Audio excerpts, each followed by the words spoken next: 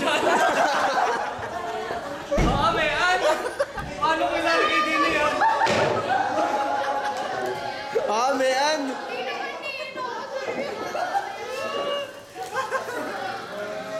Yung iyo, ilagay mo dyan.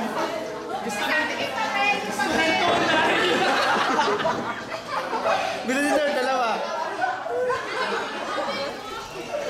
Yung nirawin ko sa baba. Lagay mo pakpak. Nag-drawing ko. Kaya naman sa ito, ilagay mo sa mga madali.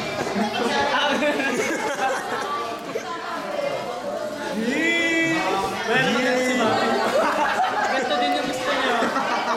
Sabihin mo ito yung isa, kanya na lang. Ay, gusto mo dalawa.